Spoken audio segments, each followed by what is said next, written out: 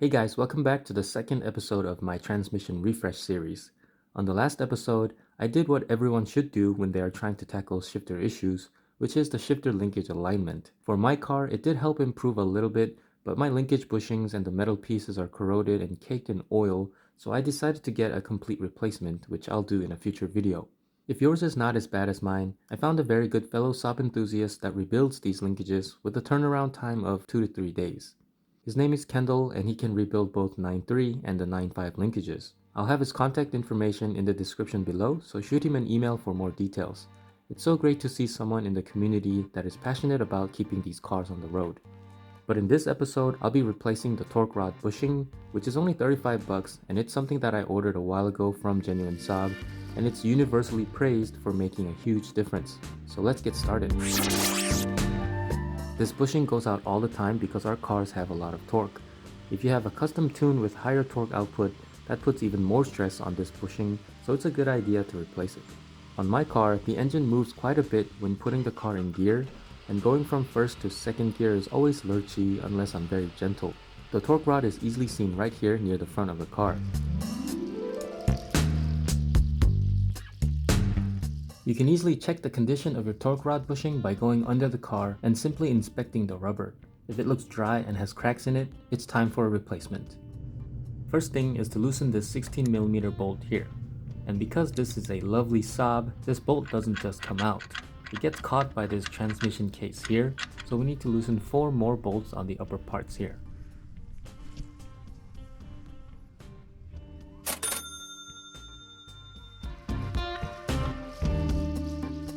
And now there's enough clearance. Before there wasn't enough room there, but now that this whole thing moves, it slides right out. There you go. And now you should be able to just press this down, and now it's all free. And then it's a matter of removing this now. I don't actually know. Oh, there we go. So the more worn out it is, the easier this is gonna come out.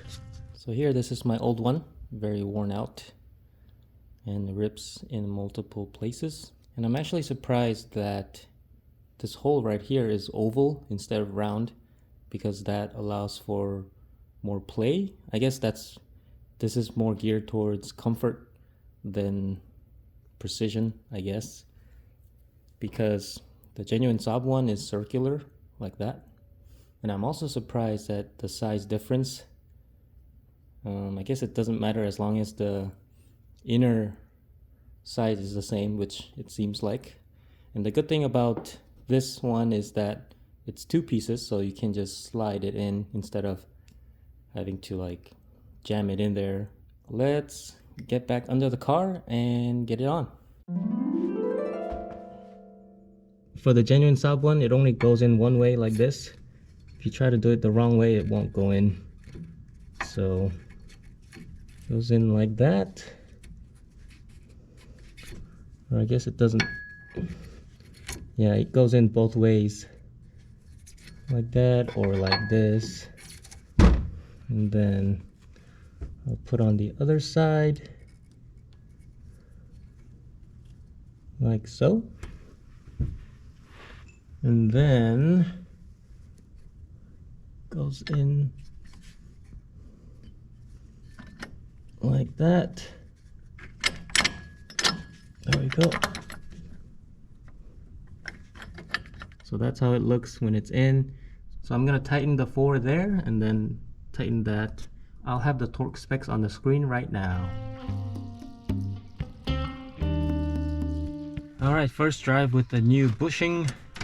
Here we go.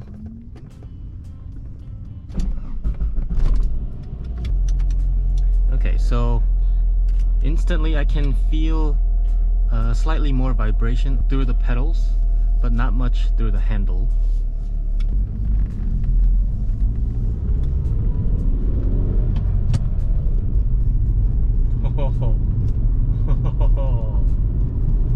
I can't explain what it is, but I can. The most noticeable difference is that in between gear changes, There used to be a clunk right before the clutch catches the next gear. I had to release the clutch very gently to avoid that, but now it's smooth every time. And that is obviously expected since there's less play between the transmission and the engine.